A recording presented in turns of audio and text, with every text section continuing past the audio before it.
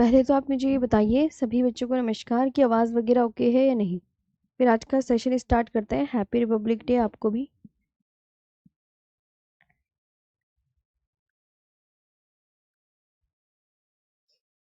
चलो, हाँ सब कुछ ओके है तो मैं बस स्टार्ट करेंगे प्यारा सा आज का सेशन।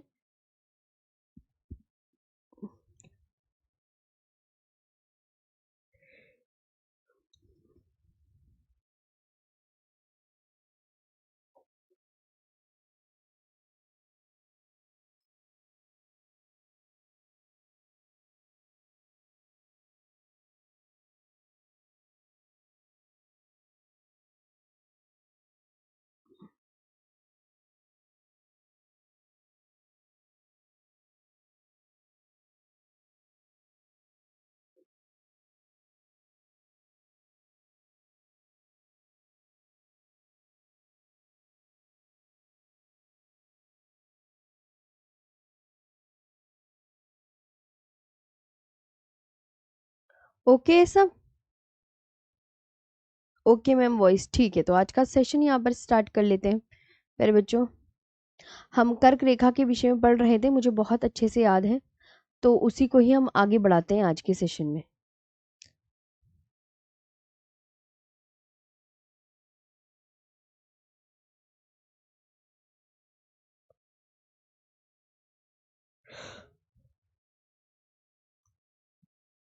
कर्क रेखा वैसे ही मैंने आपको बता दिया था। कर्क रेखा कौन से गोलार्ध में स्थित है ये पूछा जाएगा कि कर्क रेखा उत्तर पूर्वी गोलार्ध में स्थित है। ठीक है, कि कर्क रेखा किस गोलार्ध में स्थित है ये आपको बहुत अच्छे से याद रखना है कि कर्क रेखा उत्तर पूर्वी गोलार्ध में स्थित है। कर्क रेखा का हमारा ना लास्ट चल रहा था जल्दी। एक कर्क रेखा, ये एक लास्ट लाइन बची थी, उत्तर पूर्वी गोलार्ध में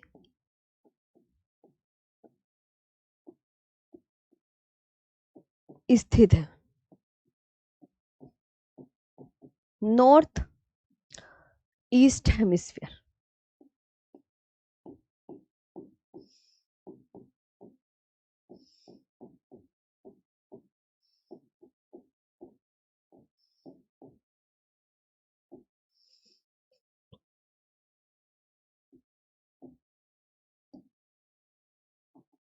ये आपको याद रखना है। ओके, चलिए तो आगे बात कर लेते हैं।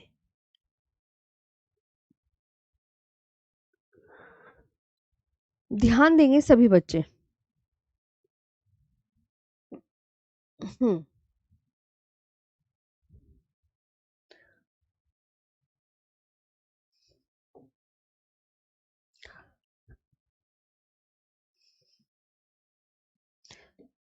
मैं आपके लिए एक वो लेना पड़ेगा मुझे। अब हम पढ़ेंगे भारतीय मानक समय रेखा।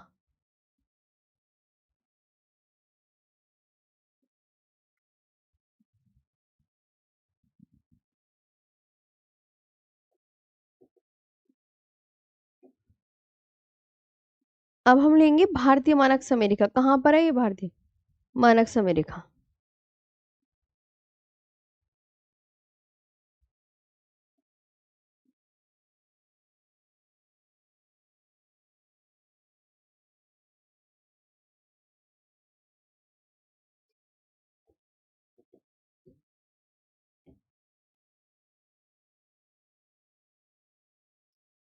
चलो,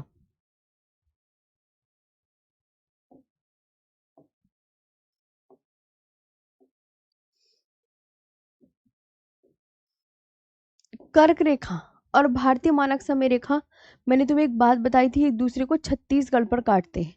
बच्चों, ये वाली कौन सी रेखा है? ये कर्क रेखा है, ये ध्यान रखेंगे, ये कर्क रेखा है।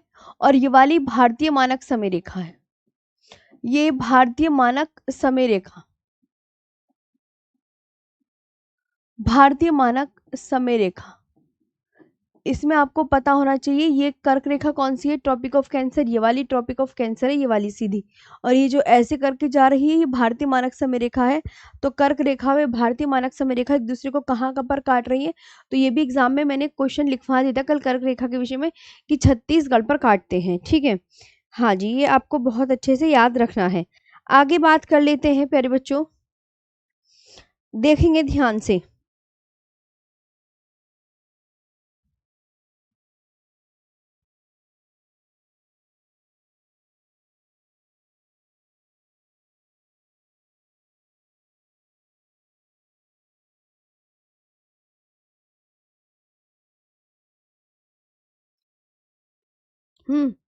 अब भारतीय मानक समय रेखा कौन सी है, तो आप बोलोगे देखिए मैम आपने अभी बताया हमें कि भारतीय मानक समय रेखा ये है भारतीय मानक समय रेखा, ये है, देखो ये लिखा है ना 82 डिग्री 30 मिनट पूर्वी देशांतर। और ये प्यारे बच्चों भारतीय मानक समय रेखा यानी Indian standard time, Indian standard time. अब जो भारतीय मानक समय रेखा है ये किस राज्य से ली गई है, कितने राज्यों से, तो आप बोलोगे देखो मैम एक तो यूपी से, एक एमपी से, एक ये छत्तीसगढ़ और एक ये उड़ीसा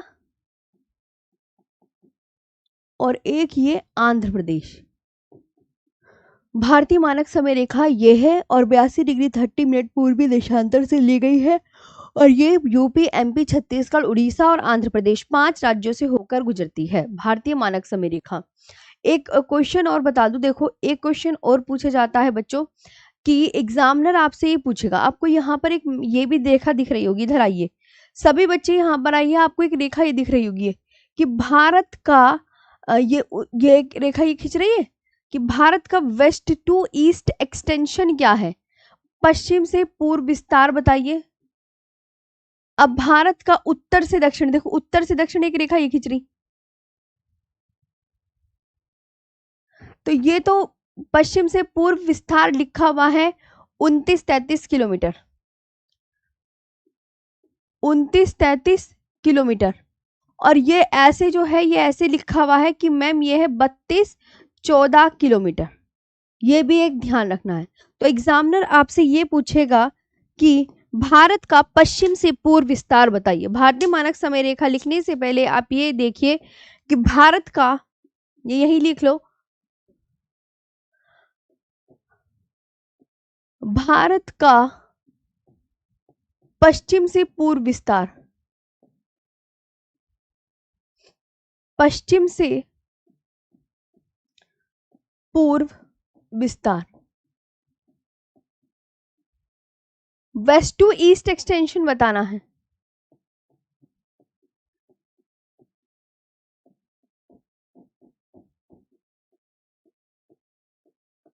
कितना है वेस्ट टू ईस्ट एक्सटेंशन, तो आप बोलोगे मैम 29-33 किलोमीटर, एक ये भी बहुत इंपॉर्टेंट है।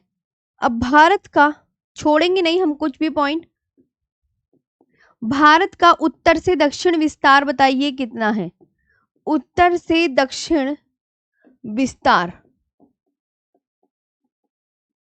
तो इसे बोलेंगे north to south extension, north to south extension. ये कितना है 32-14 kilometre,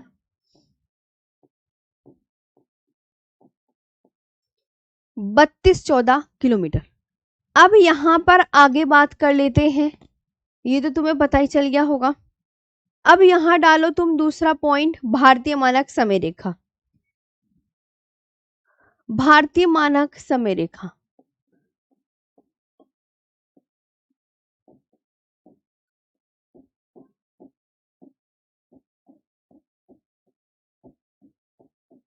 Indian standard time,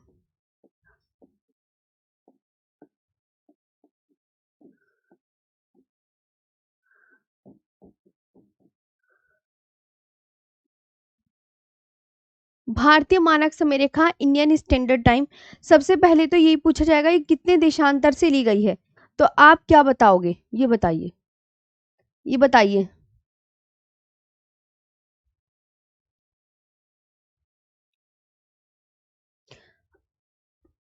class चल रही है?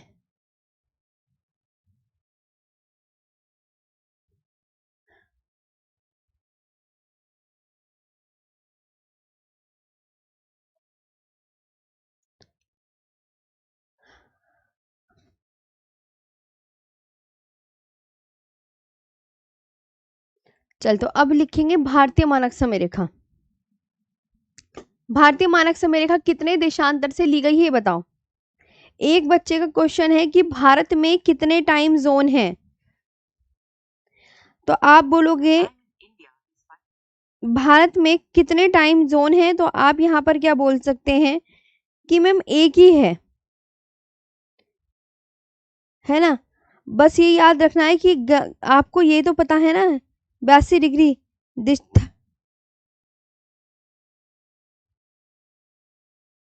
क्योंकि भारत में देखो एक बड़े देश के लिए एक ही समय क्षेत्र होने से विभिन्न राज्यों और क्षेत्रों में जो संचार है और जो समन्वय और जो प्रशासन वो बहुत सरल बन जाता है। इसलिए इस हिसाब से भारत में एक ही टाइम जोन है, ये आपको बहुत अच्छे से ध्यान रखना है। और आपको पता है कि प्रधान मध्याह्न रेखा यानी जो ग्रीनविच, यहाँ पर आप ये बहुत अच्छे से याद रखेंगे कि जो भारतीय मानक समय रेखा है ग्रीनविच माध्य से 5 घंटे 30 मिनट आगे है, 5 घंटे 30 मिनट आगे। तो जो भारतीय मानक समय रेखा है इसको इंग्लिश में लिखें इंडियन स्टैंडर्ड टाइम। चलिए, भारतीय मानक समय रेखा पूछा जाएगा कितने देशांतर से ली गई है। सबसे पहला क्वेश्चन, तो 82 डिग्री 30 मिनट पूर्वी देशांतर से ली गई है, और हम अक्षांश देशांतर में इसे बहुत अच्छे से पढ़ेंगे।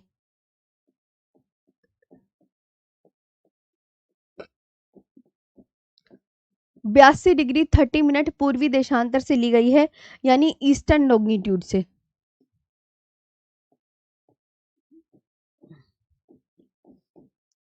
ये आपको बहुत अच्छे से ध्यान रखना है। अब भारतीय मानक समय रेखा जो है वो कहाँ से गुजर रही है, तो प्रयागराज के मिर्जापुर से ली गई है। जो भारतीय मानक समय रेखा है कहाँ से ली गई है, ये पूछा जाता है। तो भारतीय मानक समय रेखा, प्यारे बच्चों, भारतीय मानक समय रेखा प्रयागराज के मिर्जापुर से ली गई है। प्रयागराज के मिर्जापुर से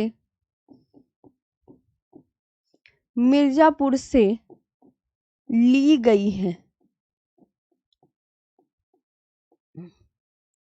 प्रयागराज के मिर्जापुर से, IST which passes through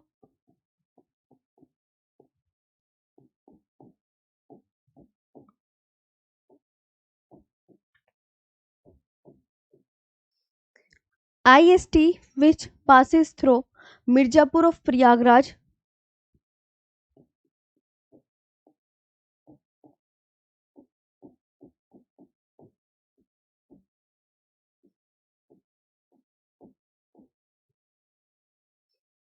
Mirzapur of Prayagraj in UP. ये आपको ध्यान रखना है। इसके बाद वो जो भारतीय मानक समय रेखा है वो कितने राज्यों से ली गई है, 5 राज्यों से, 5 स्टेट से, है ना। इतने राज्यों से ली गई है प्यारे बच्चों। अब वो उनकी ट्रिक क्या है राज्यों की, जो भारतीय मानक समय रेखा ली गई है मैंने अभी बताया तुम्हें मैप में, तो आप बोलोगे उनकी ट्रिक है MOUCA, मौका। मौका है यानी मौका यानी क्या हो जाएगा, MP उड़ीसा, बोलते चलो प्यारे बच्चों, MP उड़ीसा, MP हो गया, उड़ीसा हो गया, यूपी छत्तीसगढ़ आंध्र प्रदेश।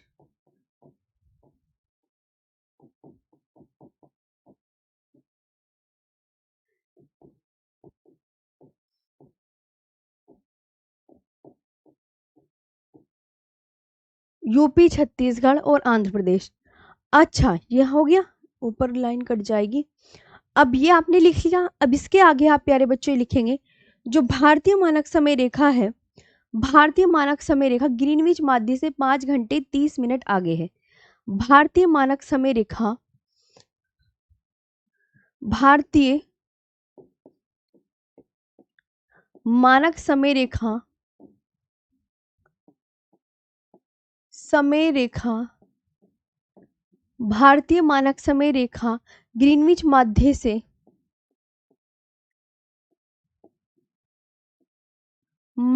से 5 घंटे 30 मिनट आगे है।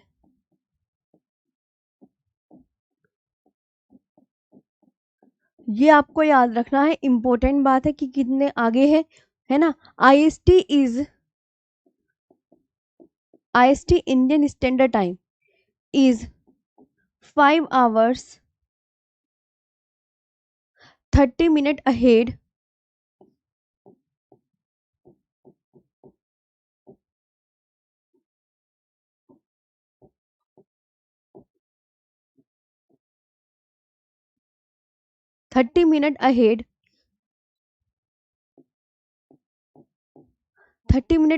of the Greenwich Mean Time of the Greenwich Mean Time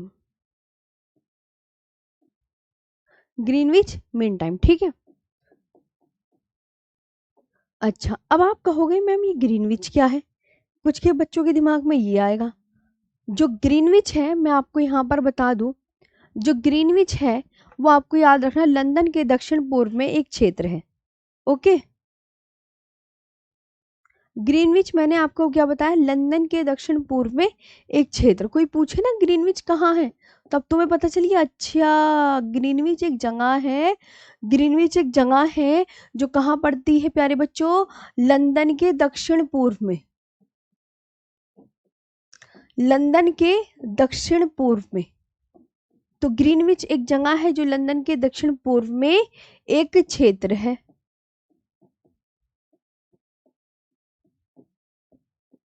एक क्षेत्र है Greenwich in the south east of London. कहाँ है ग्रीनविच,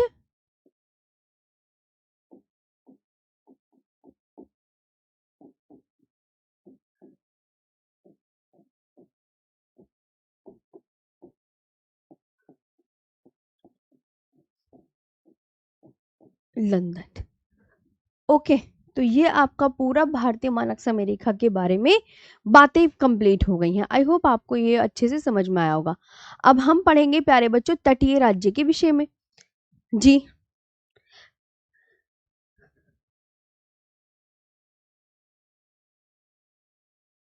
मनीष, आप प्लीज कॉल करके पूछ लीजिएगा कि हाँ, तो ध्यान दिया करो बच्चा इस बात पे। चलो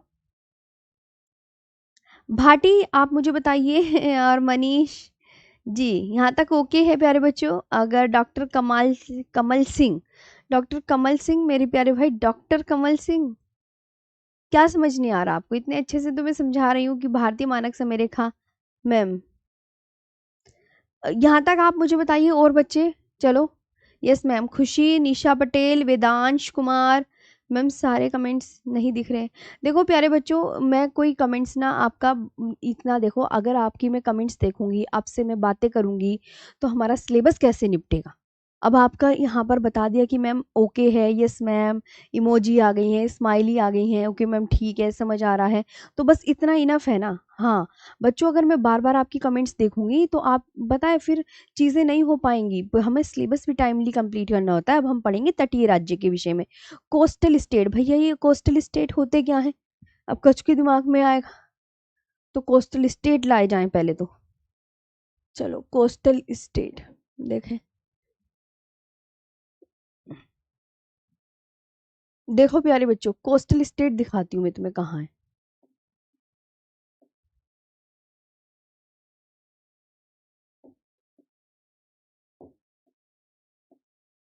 देखो प्यारे बच्चों, सबसे पहले तो हम बात करेंगे कोस्टल स्टेट की। मैंने आपको बताया कोस्टल स्टेट,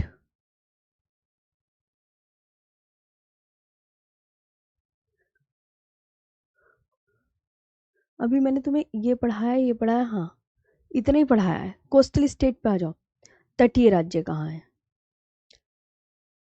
देखो प्यारे बच्चों, यहाँ डालो तटीय राज्य, यहाँ डालो, ये है तटीय राज्य। आप खुद देखो तटीय राज्य कितने हैं प्यारे बच्चों, तटीय राज्य में यहाँ लिख देती हूँ, लो लिख दिया मैंने। तटीय राज्य प्यारे बच्चों कितने हैं, 9। 9 है। अब ये तटीय राज्य हैं, आप यहाँ पर देखो है कि गुजरात है, महाराष्ट्र है, गोवा है, कर्नाटक है, केरल है, तमिलनाडु, आंध्र प्रदेश, उड़ीसा, वेस्ट बंगाल। 1 2 3 4 5 6 7 8 9, पूरे 9 है ना। हाँ, शिवम कह रहे हैं मैम ग्रीनविच के बारे में और बता दो। मेरे प्यारे भाई, ग्रीनविच के बारे में ना अभी हम अक्षांश देशांतर वाला टॉपिक में पढ़ाऊंगी ना, उसमें बहुत भर भर के चीजें हैं। फिर अक्षांश देशांतर में मैंने उसे ना डीपली बता रखा है कि हम पश्चिम की तरफ जाएंगे इतने घंटे समय बढ़ेगा, पूर्व में जाएंगे इतना समय। तो तुम अक्षांश देशांतर जब वर्ल्ड ज्योग्राफी कराऊंगी आराम से उसमें पढ़ लेना जी। वहाँ है बहुत सारा देशांतर की डेफिनेशन, अक्षांश की डेफिनेशन, पूरा देशांतर के बारे में कि उत्तरी ध्रुव को दक्षिणी ध्रुव से मिलाने वाली रेखा को देशांतर रेखा कहा जाता है। ये सब मैंने उसमें बता रखा है अक्षांश देशांतर वाले चैप्टर में। थोड़ा सब्र रखो, थोड़ा वर्ल्ड ज्योग्राफी पे भी आने दो, है ना। चलो मेरे प्यारे बच्चों, तो अब हम तटीय राज्य, सबसे पहले तो तटीय राज्य क्या होता है, मतलब वह राज्य या क्षेत्र होता है जो जिसकी सीमा समुद्र या महासागर से लगती है। तो भारत के ऐसे कितने राज्य हैं, ऐसे कितने कोस्टल स्टेट हैं जिनकी सीमा समुद्र या महासागर से लग रही है। देखो 9 राज्यों की सीमा किससे लग रही है, नीले रंग का क्या है प्यारे बच्चों, पानी है।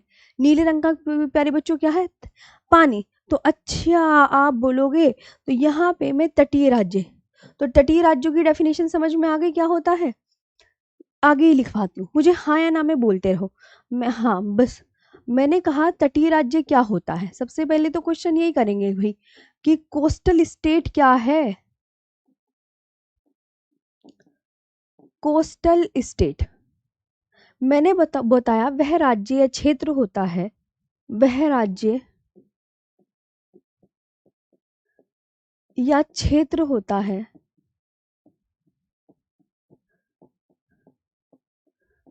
वह राज्य या क्षेत्र होता है जिसकी सीमा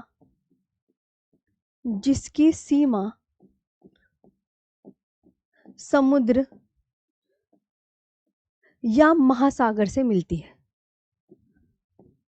समुद्र या महासागर से मिलती है।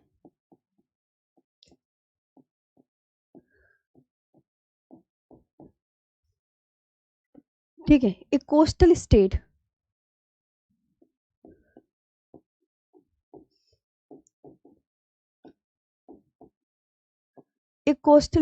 is a state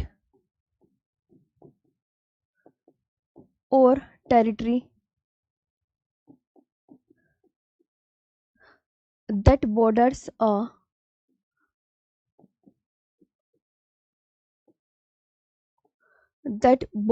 a sea or ocean।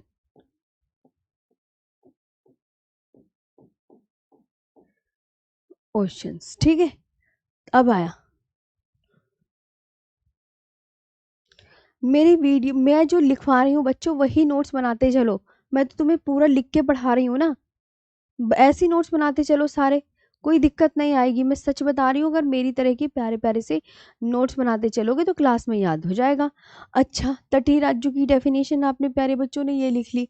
अच्छा आगे बात कर लेते हैं कि जिनकी मतलब तटीय राज्य वो हैं जिनकी सीमा समुद्र से लग रही है। अब मैंने यहाँ पर पूछा कि प्यारे बच्चों हमारे जो तटीय राज्य हैं वो कितने हैं, संख्या बताओ। 9 है, 10 है, 11 है, 12 है, 13 है। तो कोस्टल स्टेट आपने कितने बताने हैं, तो आप बोलोगे मैम आपने तो याद कराया है 9 है। कितने बताने हैं आपको, 9 बताने हैं। अच्छा अब वो कौन कौन से बताने हैं उस पर भी चर्चा कर ली जाए। तो आप यहाँ पर एक प्यारा सा मैप ड्रॉ कर लेंगे। हाथों मैप तो अपने गूगल वाला मैप तो आपने देख ही लिया, लेकिन थोड़ा अपने हाथों को भी कष्ट देना पड़ेगा ताकि थोड़ा जल्दी याद हो जाए चीज़ें। जब अपने हाथों से हम बनाएंगे तो बहुत अच्छे से डीपली याद हो जाती हैं चीज़ें।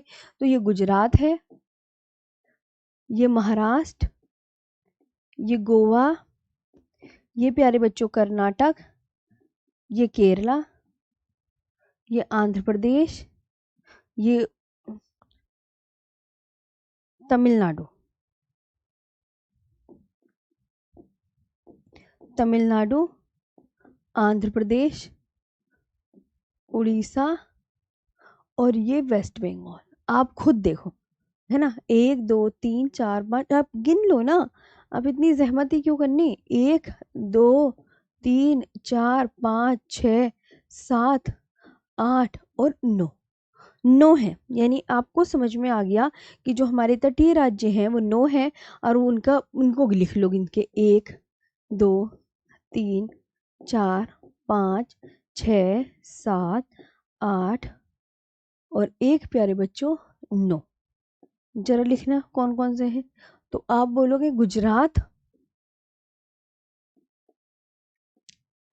महाराष्ट्र, गोवा, कर्नाटक, केरला, तमिलनाडु,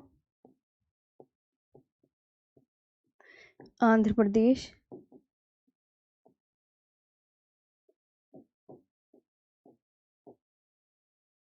उड़ीसा और वेस्ट बंगाल। अब देखा आपने, ये है पूरे 9 राज्य, गुजरात, महाराष्ट्र, गोवा, कर्नाटक, केरल, तमिलनाडु, आंध्र प्रदेश, उड़ीसा और वेस्ट बंगाल। अब तो याद भी हो गया होगा, बार बार मैंने आपको मैप बना के दिखाया, गूगल मैप दिखाया। बच्चों आपको तटीय राज्य तो पता चल गए। अब ना भैया हमारे तटीय केंद्र शासित प्रदेश भी होते हैं, जो ऐसे यूनियन टेरिटरी बताओ जिनकी सीमा समुद्र से लग रही हो, तो तटीय केंद्र शासित प्रदेश।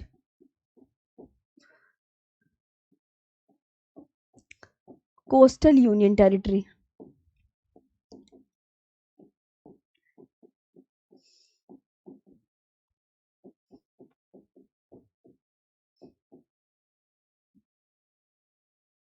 तो है ना कोस्टल यूनियन टेरिटरी। अब यूनियन टेरिटरी कौन कौन सी ऐसी है जो समुद्र के साथ सीमा लगा रही है भारत की, तो पता कितनी है, जरा गिन लो, संख्या गिन लो। आप बोलोगे मैम अब हमें जब पता चल गया केंद्र शासित प्रदेश ना हमारे 4 हैं। मैंने कहा हाँ, जो समुद्र के साथ सीमा लगा रहे हैं, एक तो मैम अंडमान निकोबार, अंडमान एंड,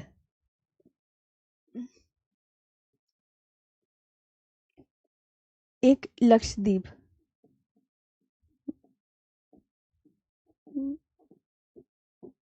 प्यारे बच्चों लक्षद्वीप, एक पुदुचेरी,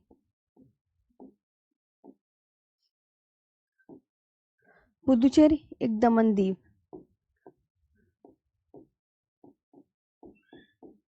दमन द्वीप एंड दादरा नागर हवेली।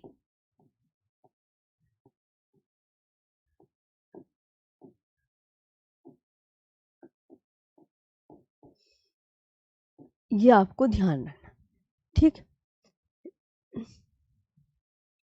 ओके। अब एक चीज और मैं बताऊं, एक नोट, और ये भी इम्पोर्टेंट है, यहाँ याद रखना है प्यारे बच्चों, ये इम्पोर्टेंट, प्यारे बच्चों देखो सब इम्पोर्टेंट है, ये मत सोचना कि कुछ इम्पोर्टेंट नहीं है। ये भैया सारा जो मैंने अभी तक, ये दोनों भी इम्पोर्टेंट है, याद करने हैं कि उत्तर से दक्षिण विस्तार, पूरब से पश्चिम विस्तार। प्यारे बच्चों आप ना बहुत मेहनत करके ये चीज़ें कर रहे हो, तो याद कर लेना सब, ये 5 घंटे 30 मिनट आगे है, पूछा जाता है, ये भी प्यारे बच्चों बहुत इम्पोर्टेंट है, ये वाला भी इम्पोर्टेंट है और ये वाला भी इम्पोर्टेंट है। भाई याद करना है, देखो अपने ये मेहनत करी है, अब अपने पैसों से आप पढ़ रहे हो तो थोड़ा याद करो सब चीज़ें। ये इम्पोर्टेंट है कि लक्षद्वीप कौन से सागर में स्थित है, आप ध्यान दो। लक्षद्वीप देखो प्यारे बच्चों, मैं आपको ये मैप बना के दिखाती हूँ। मैप का यूज़ हम हर जगह करेंगे। आप बोलोगे मैम देखिए, भारत की जो दक्षिण में है वो तो आपने बताया था इंडियन ओशियन, अब आपने यूँ कहा था कि इंडियन ओशियन की 2 शाखाएं हैं, 2 ब्रांच हैं, इसकी 2 ब्रांचेस हैं, जिसको यहाँ पर इंडियन ओशियन यानी हिंद महासागर को भारत के पूर्व में अरब सागर के नाम से, वो बे ऑफ बंगाल के नाम से जाना जाता है, बताया था बे ऑफ बंगाल के नाम से जाना जाता है, ये कहानी मैंने आपको बताई थी। और इन हिंद महासागर की, जो भारत हिंद महासागर की शाखा जो भारत के पश्चिम में है, उसे अरेबियन सी के नाम से जाना जाता है। अब यहाँ पर मैं आपको बता दूं, जो बे ऑफ बंगाल है, तो बे ऑफ बंगाल में एक द्वीप है और अरेबियन सी में भी एक द्वीप पड़ता है। तो आप बोलोगे मैम इस द्वीप का नाम है अंडमान एंड निकोबार। तो अब प्यारे बच्चों क्वेश्चन बनेगा, अंडमान निकोबार किस सागर में स्थित है और लक्षद्वीप किस सागर में स्थित है। तो अब प्यारे बच्चों आप इसे देख के बता दोगे। अब मेरे प्यारे बच्चों से देख के बता दोगे आप बोलोगे हाँ मैम कि मैंने कहा लक्षद्वीप किस सागर में स्थित है। क्वेश्चन ये बना लक्षद्वीप किस सागर में स्थित है, बताना जरा। तो लक्षद्वीप अरब सागर में स्थित है। बेसिक छोटे छोटे पॉइंट्स भी हम कवर करेंगे, है ना, डिटेल में भी जाएंगे, छोटे छोटे पॉइंट्स भी कवर करेंगे। प्यारे बच्चों जो लक्षद्वीप है वो अरब सागर में स्थित है। लक्षद्वीप अरब सागर में, Lakshadweep situated in Arabian sea. Lakshadweep Lakshadweep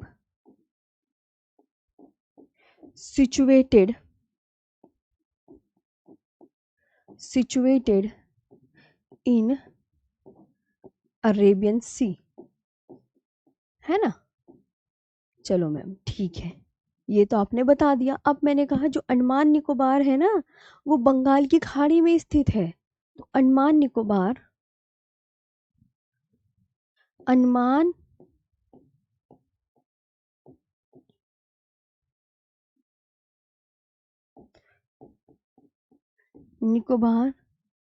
Bengal की खाड़ी में स्थित है।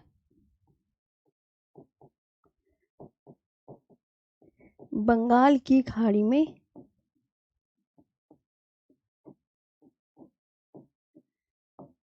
अंडमान निकोबार बंगाल की खाड़ी में स्थित है। तो आप बोलोगे अंडमान निकोबार सिचुएटेड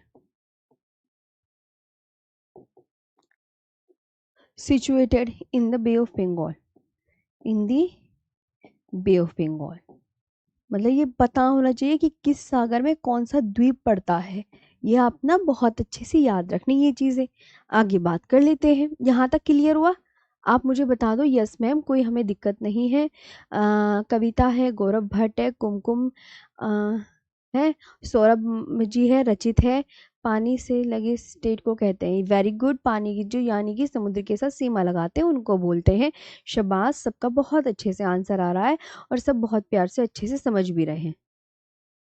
हाँ राहुल कह रहे हैं बागड़ी मैम नायक फाउंडेशन बैच से एक्स्ट्रा करवाओगे? जी बिल्कुल एक्स्ट्रा करवाऊंगी। नए पॉइंट्स ज़रूर ऐड होते हैं। मेरा कोई सा भी बैच ऐसा नहीं गया हो जो कि नया स्टार्ट हुआ हो और मैंने कोई पॉइंट्स ऐड ना किया हो। मैं हमेशा कोई ना कोई पॉइंट्स ज़रूर ऐड करती हूँ।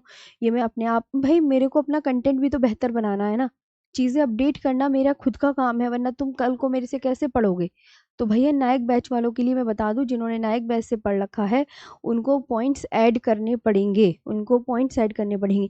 मैं एक जगह रुक जाऊंगी, फिर आप क्या कहोगे मैम आपका तो एक ही कंटेंट रहता है ना। तो भाई मैं तो आपको नया पढ़ाऊंगी ना, मैं नई जो चीज़ें आती हैं वो सब मैं इंक्लूड कर लेती हूँ, तो वो नया डाटा बन जाता है। अब तटीय सीमा, पहले तो ओल्ड डाटा लिख लो। मुख्य भूमि किसे बोलते हैं प्यारे बच्चों? मैंने आपको यहाँ पर बोला कि मुख्य भूमि की तटीय सीमा की लंबाई, मुख्य भूमि की तटीय सीमा की लंबाई। अब आप कहोगे मैम मुख्य भूमि क्या होता है? इधर आओ। मैंने कहा मुख्य भूमि प्यारे बच्चों ये होती है, जितनी ये है ना भारत की, ये है मुख्य भूमि। इसमें मैंने द्वीप शामिल नहीं करे हैं, ये ध्यान रखना। ये है प्यारे बच्चों क्या है, भारत की मुख्य भूमि। जैसे हमारे घर में हमारे पापा मुखिया होते हैं, हमारी मम्मी मुखिया होती हैं, है ना। तो इस भारत की भूमि के बगैर काम नहीं चलता। अंडमान निकोबार लक्षद्वीप के बिना तो वो तो छोटे छोटे बच्चे हैं दोनों जो यहाँ पर है। तो यही तो हमारी मुख्य भूमि है। तो ये मुख्य भूमि यहाँ से यहाँ तक होती है। अब जो मुख्य भूमि है इसे इंग्लिश में बोलते हैं total mainland coastal land. Total mainland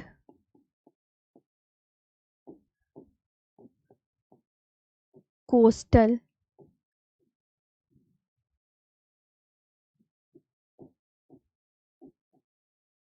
total mainland coastal land, पता यहाँ से यहाँ तक मेरे प्यारे बच्चों, मैंने ये था ये टोटल, ये यहाँ से यहाँ तक मुख्य भूमि की तटीय सीमा की लंबाई, यानी यहाँ से यहाँ तक जो तटीय सीमा की लंबाई है वो 6100 किलोमीटर है। समझ में आ गई कहाँ तक है? 6100 किलोमीटर। अब मैंने इसमें क्या करा, द्वीप जोड़ दिए। अब मैंने क्या बोला, द्वीपों सहित। तो मैंने द्वीप कौन कौन से जोड़े, द्वीप मैंने कौन कौन से जोड़े? तो आप बोलोगे मैम आपने जोड़ा अंडमान निकोबार प्लस लक्षद्वीप। मैंने ये 2 द्वीप ऐड कर दिए। मैंने ये 2 द्वीप ऐड कर दिए, ध्यान रखेंगे कि मैम ने द्वीपों सहित, द्वीपों के साथ द्वीपों सहित तटीय सीमा की लंबाई, तटीय सीमा की लंबाई। अब मैंने ये द्वीप जोड़ दी तो थोड़ी तो बढ़ेगी, अंडमान निकोबार लक्षद्वीप जोड़े तो कितनी हो गई? तो आप बोलोगे मैम अब हो गई 75 16.67 किलोमीटर लॉन्ग। अब मेरे प्यारे बच्चों इतनी हो गई है ना, द्वीपों को जोड़ते ही इतनी हो गई। अब मैं तुम्हें एक बात बताती हूँ क्या होता है। अभी कहानी ये हुई है कि भारत की जो तटरेखा है, जो भारत की तटरेखा है, तटरेखा की पुनर्गणना हुई है। क्या हुई है प्यारे बच्चों? मैंने आपको क्या बताया? पुनर्गणना, यानी दोबारा से इसकी जैसे जनगणना अभी दोबारा से होने वाली है, तो अब पुराना डाटा याद करने से भी कोई फायदा नहीं है ना। तो गृह मंत्रालय की रिपोर्ट के अनुसार, हाँ अब तो जनगणना भी नए सिरे से होने वाली है, तो पुराना डाटा भी याद करने की कोई ज़रूरत नहीं पड़नी चाहिए मेरे हिसाब से। पुराना डाटा क्यों, वैसे तो याद ही कर लो, अभी तो पता नहीं कब आएगा नया डाटा। गृह मंत्रालय की रिपोर्ट के अनुसार हमें पता चला है कि भैया जो तटीय भारत की तटरेखा जो है इसकी पुनर्गणना हुई है। क्या हुई है? पुनर्गणना हुई है। तो recalculate of India's coastline, recalculate हुई है। तभी तो मैंने ये ओल्ड डाटा लिखवाया।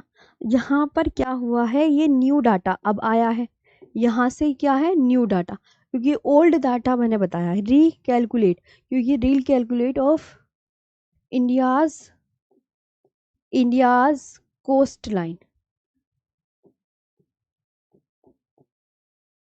मैंने कहा यहाँ पे पुनर्गणना हुई, किससे पता चला? मिनिस्ट्री ऑफ होम अफेयर्स से। किससे पता चला? मिनिस्ट्री ऑफ होम अफेयर्स,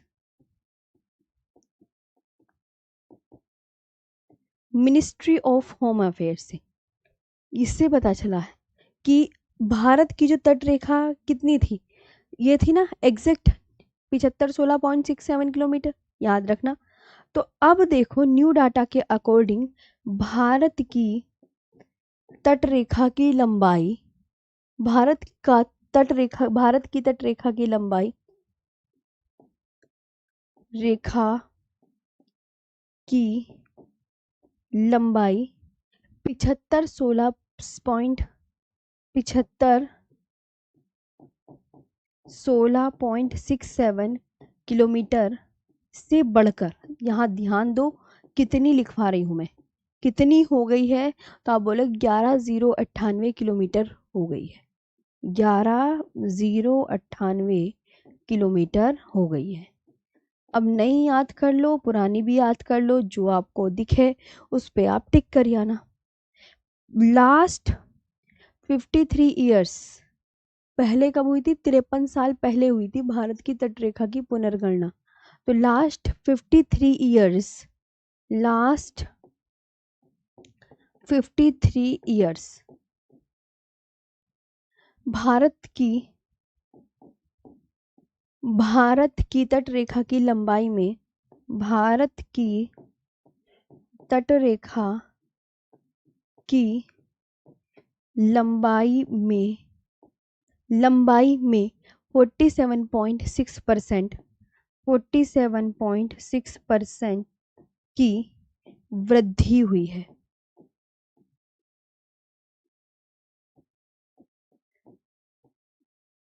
की वृद्धि हुई है मतलब इतनी वृद्धि हो गई, बढ़ गई है, भारत की तटरेखा की लंबाई बढ़ गई, कितनी? 47.67% की वृद्धि हुई है। ध्यान से सुनो मैंने क्या समझाया है मैम।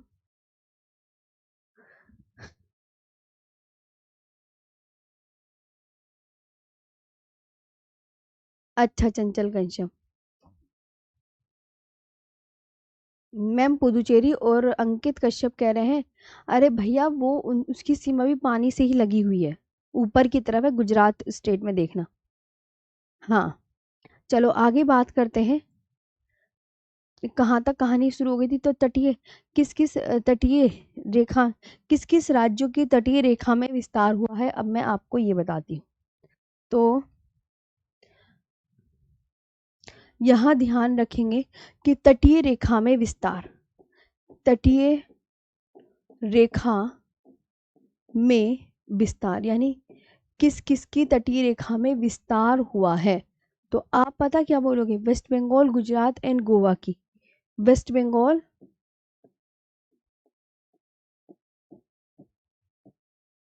गुजरात एंड गोवा की, इनकी तटीय रेखा में कोस्टल लाइन एक्सपेंशन,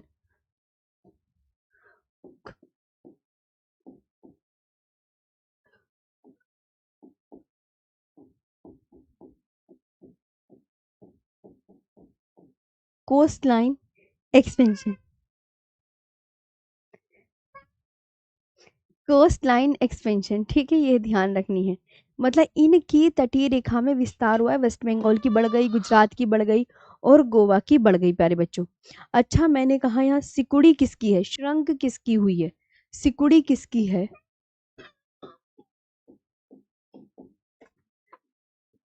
सिकुड़ी किसकी है यानी श्रंक किसकी हुई है,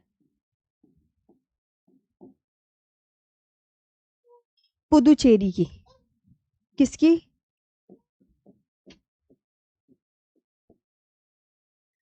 पुदुचेरी की। कितनी सिकुड़ी, 10.4% सिकुड़ गई है, 10.4% सिकुड़ गई है,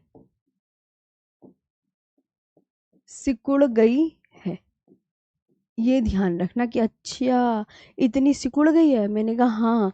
अच्छा, तो अब मैं आपको बताऊं, यहाँ पर एक गुजरात, गुजरात की तटीय रेखा, गुजरात की तटीय रेखा पता पहले कितनी थी, 12-14 किलोमीटर थी, 12-14 किलोमीटर थी, 12-14 किलोमीटर। अब याद रखना ये ओल्ड डाटा के अकॉर्डिंग थी, ओल्ड डाटा है ना। अच्छा, अब गुजरात की जो तटीय रेखा है वो कितनी बड़ी है, तो आप बोलोगे मैम 2340 किलोमीटर। मतलब जो अभी नया डाटा आया है ना, वो न्यू डाटा के अकॉर्डिंग इतनी बड़ी है, इतनी बड़ी है। ये अपना ध्यान रखना कि न्यू डाटा के अकॉर्डिंग अच्छा इतनी हो गई है। तो अब तुम्हें पता है एक तटीय राज्यों से मोस्ट इंपोर्टेंट क्वेश्चन पूछा जाता है कि सबसे लंबी तटीय सीमा लगाने वाला राज्य कौन।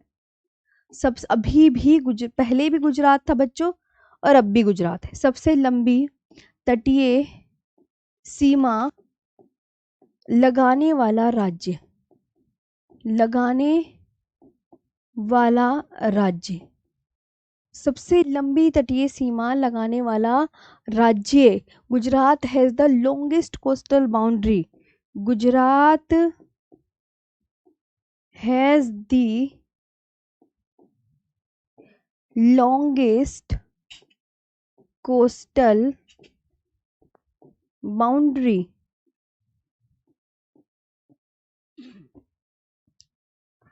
Gujarat has the longest coastal boundary, है ना। तो अब सबसे लंबी तटीय सीमा लगाने वाले राज्य, क्योंकि मैं 3-4 एक साथ लिख दूं तो तुम 3-4 ही याद कर लेना। तो पहले ओल्ड, अब मैं यहाँ पे ये भी लिख दूं कि ये ओल्ड डाटा के अकॉर्डिंग मैं आपको बता रही हूँ, ओल्ड डाटा, अभी न्यू डाटा अलग से लिखवा दूंगी। तो आप बोलोगे मैम फर्स्ट, दूसरा, तीसरा, चौथा, 1 2 3 4।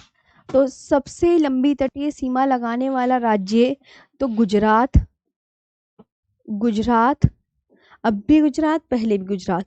आंध्र प्रदेश सेकंड नंबर पे कौन लगा रहा है, आंध्र प्रदेश। और तीसरे नंबर पर तमिलनाडु, तमिलनाडु। और चौथे नंबर पर लगा रहा है महाराष्ट्र। ये ओल्ड डाटा के अकॉर्डिंग है कि सबसे लंबी तटीय सीमा लगाने वाला राज्य, और ये इंपॉर्टेंट है, ये पूछा जाता है। अब सबसे लंबी तटीय सीमा लगाने वाले राज्य न्यू डाटा, न्यू डाटा के अकॉर्डिंग यहाँ लिख देती हूँ। पुराना डाटा तो वहां लिख दिया, न्यू डाटा यहाँ लिख दूँ। तो अब इसके 3 लिख लो, 1 2 3। यानी पहले नंबर पे बच्चों गुजरात है न्यू डाटा के अकॉर्डिंग, दूसरा चेंज हो गया है, दूसरा वहां क्या था आंध्र प्रदेश, यहाँ तमिलनाडु आएगा। यहाँ तमिलनाडु आएगा और यहाँ आंध्र प्रदेश। ये अभी तक किसी एग्जाम में क्वेश्चन आया नहीं है और अभी तो कुछ बना नहीं है, आगे देख लेना अगर बन जाए तो। बस यही है ओल्ड डाटा, बस यही सेम वही है, थोड़ा सा ही चेंज हुआ है। अब सबसे छोटी तटीय सीमा लगाने वाला राज्य कौन? ये तो बहुत इंपॉर्टेंट क्वेश्चन है, पहले भी गोवा था अब भी गोवा है।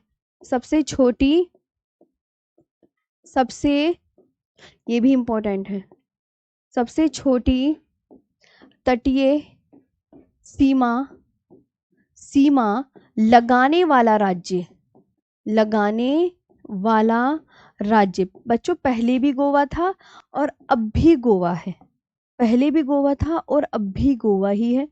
तो Goa has the smallest coastal boundary, Goa has the, Goa has the smallest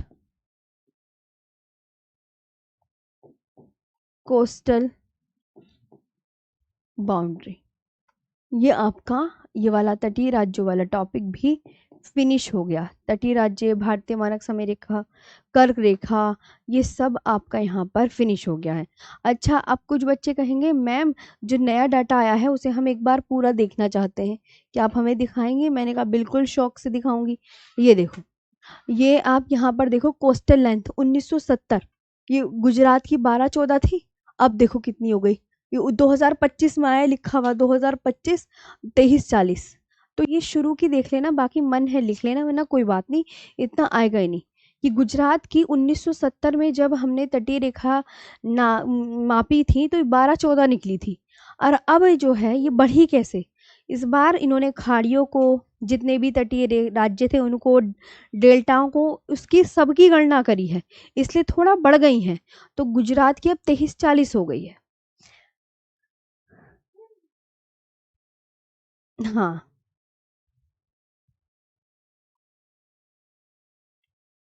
अब आदित्य अब बताओ, हो गया? इंक्रीज कैसे हुआ मैंने बताया तो, कि डेल्टाओं की, खाड़ी की, इनको भी नाप लिया गया है इस बार। हाँ, नहीं दिख जाएगा,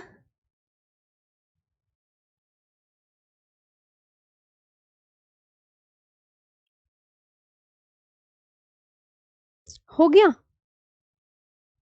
ब्लर नहीं है, दिख जाएगा, अपनी पीडीएफ से कर लेना, लिखने की जरूरत नहीं है, ये आता नहीं है क्या लिखोगे, इतना अभी लिखो मत। ये तो बस मैं तुम्हारे ना, जैसे नया डाटा पुराना डाटा, किसी बच्चे को चाहत होती है कि भैया 1970 में क्या डाटा था, अब 2025 में क्या नया डाटा आया है, तो बस उसके लिए है, अगर देखने का मन कर रहा हो तो आप देख सकते हैं, ऐसा कोई बात नहीं है। तो आपका जो तटीय राज्य वाला जो टॉपिक था ये पूरा फिनिश हो गया है।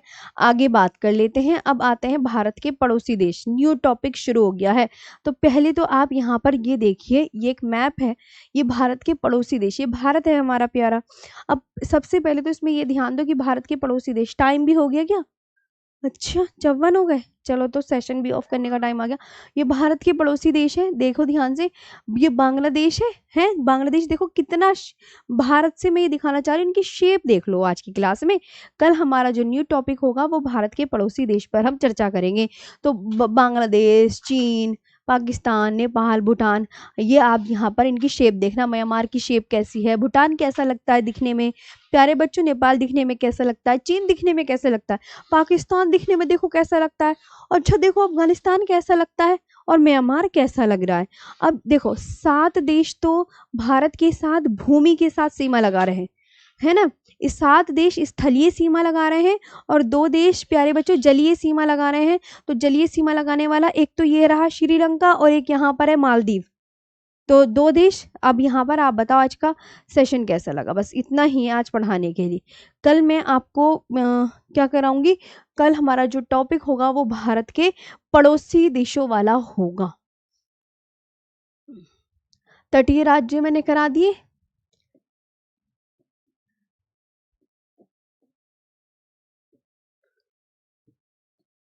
चलो तो लो ये आज की पीडीएफ, एक्सपोर्ट पीडीएफ, अच्छा लगा, सही से समझ में आया ना। कल भारत के पड़ोसी देश वाला बढ़ेंगे। और मेरा नाम आरुषि है, आरुषि दीदी हूं मैं आपकी, ठीक है।